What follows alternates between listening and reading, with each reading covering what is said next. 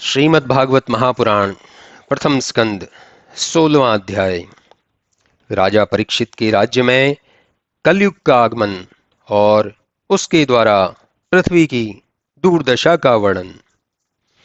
सूत जी बोले, हे ब्राह्मण, इस प्रकार जब पांडव हिमालय को चले गए तब परीक्षित उत्तम ब्राह्मणों की शिक्षा से पृथ्वी का पालन करने लगे। तत्पश्चात राजा विराट के पुत्र उत्तर की पुत्री इरावती के साथ उनका विवाह हुआ। इससे उनके जन्मेजय आदि 4 पुत्र उत्पन्न हुए। उन्होंने कृपाचार्य को गुरु बनाकर गंगा के किनारे बहुत बड़े बड़े 3 अश्वमेध यज्ञ किए। देवताओं ने आकर उन्हें दर्शन दिया। फिर जब वे दिग्विजय करने चले तो उन्हें मार्ग में राजा के वेश में कलयुग मिला, जो अपने पैर से गौ और बछड़े को मार रहा था। इससे राजा ने उसे पकड़ लिया। जब सूत जी ने ऐसा कहा तब शौनक जी ने कहा, हे ऋषि श्रेष्ठ, कलयुग ऐसा क्यों कर रहा था और राजा परीक्षित ने उसे क्यों पकड़ा? यदि इसमें श्री कृष्ण जी की कथा का कुछ आश्रय होवे तो उस चरित्र को हम लोगों से वर्णन कीजिए, अन्यथा इन अल्पायु वृथाभिलाषी मनुष्यों की अन्य असत बातों से क्या प्रयोजन है? इससे तो व्यर्थ ही आयु का नाश होता है। शौनक के ऐसा पूछने पर सूत जी कहने लगे, हे शौनक, सुनो, जब राजा परीक्षित को यह मालूम हुआ कि कुसमांगल देश में कलयुग आ बसा है तो वे बड़े ही क्रुद्ध हुए। उन्होंने अपना धनुष उठा सेना सजाकर दिग्विजय के लिए प्रस्थान किया।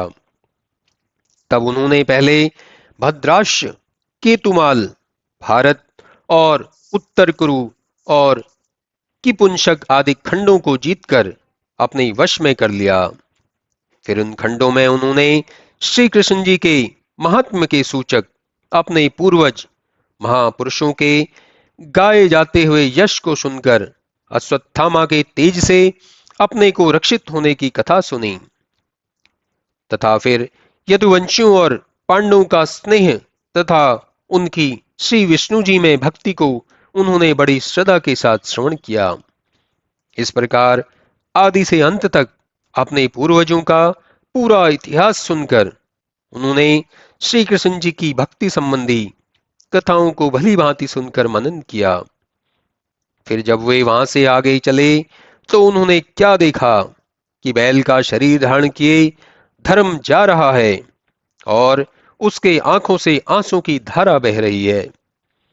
तब हे विप्रो, पृथ्वी को बिना बछड़े की माता के समान देखकर उस बैल रूपी धर्म ने उससे पूछा कि तुम्हारे शरीर में रोग तो नहीं है? तुम कुछ सूखे हुए मुख से इस प्रकार शोभाहीन क्यों हो रही हो? मुझे तुम्हारे भीतर कुछ मानसी पीड़ा सी जान पड़ती है। क्या तुम किसी अपने ऐसे बंधु के लिए चिंता में तो नहीं पड़ी हो जो कहीं दूर में रहता है? अथवा तुम कहीं 3 पैरों से रहित 1 पांव वाले मुझको तो नहीं सोच रही हो? इसके अतिरिक्त कहीं शूद्रों से भोग की जाती हुई तुम अपने को तो नहीं सोचती हो, जिनके यज्ञ भाग हर लिए गए हैं, जिससे देवतागण असंतुष्ट हो जल नहीं बरसा रहे हैं? ऐसी दुखी प्रजा को तो तुम नहीं सोच रही हो। फिर कहो कि तुम्हारे मन में उन दुराचारी राजवंशों के प्रति कहीं दुख तो नहीं है, जो उन्होंने अपने दरबार में ब्राह्मणों से सेवा का कार्य लेना आरंभ कर दिया है। क्योंकि अब कलयुग की प्रधानता आ गई है।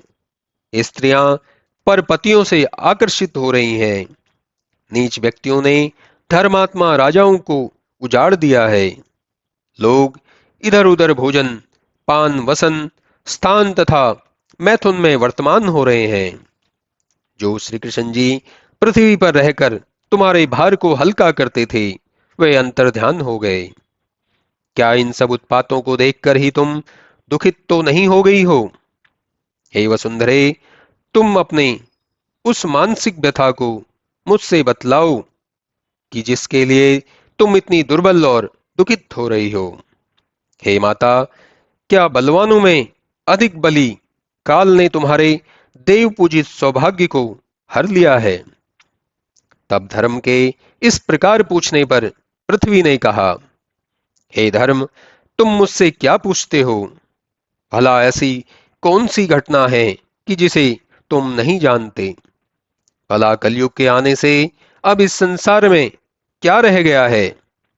अब सत्य, शुद्धता, दया, सरलता, क्षमा, दान, मर्म की निर्मलता, नेत्रों की स्थिरता, तपस्या तथा आचार आदि का भाव, दूसरों के अपराध को सहन करने की शक्ति, लाभ में भी हर्षित न होना, शास्त्र चिंतन तथा ज्ञान वैराग्य, ऐश्वर्य, शूरता, तेज बल, स्मरण, स्वाधीनता, कार्यकुशलता, सौंदर्य, धैर्य, हृदय की कोमलता, नम्रता, उत्तम स्वभाव, मन, ज्ञानेंद्रियों तथा कर्मेंद्रियों की बुद्धिमता, भोग सामग्रियों की प्राप्ति, गंभीरता, अचंचलता, श्रद्धा, यश, मान और निरहंकारी भाव तथा और भी बड़े बड़े गुण की जिनकी लोक में प्रशंसा है, ये सब अब कहीं भी दिखलाई नहीं पड़ते हैं।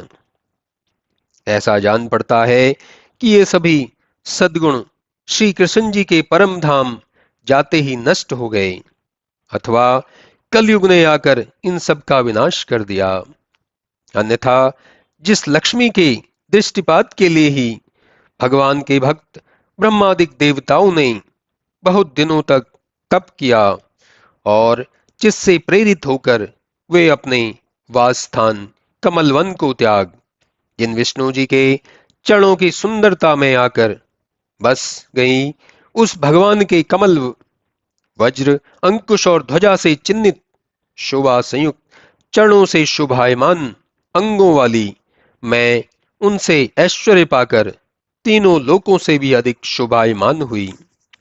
परंतु जब उस ऐश्वर्य के नाश होने का समय आया, तब उन्होंने मुझ गर्व करने वालों को यूं ही त्याग दिया। भला जो कृष्ण जी सदा अपने वश में रहते थे, जिन्होंने मेरा भार हरण करने के लिए कितनी ही अक्षौहिणी सेनाओं का संहार कर दिया, कितने ही आताताई और पापियों को मार मार के मुझ पर से होने वाले पाप को उठा दिया, जो अमित पराक्रमी और यदुकुल में बड़े ही सुंदर थे, जिन्होंने अपनी प्रेम दृष्टि और सुंदर मुस्कान मात्र से सत्यभामा आदि स्त्रियों के गर्व और उनके धैर्य को हर लिया था, जिनके मनोहारी वचनों में बिजली किसी शक्ति विद्यमान थी, उनका स्मरण करते ही मुझे रोमांच हो रहा है।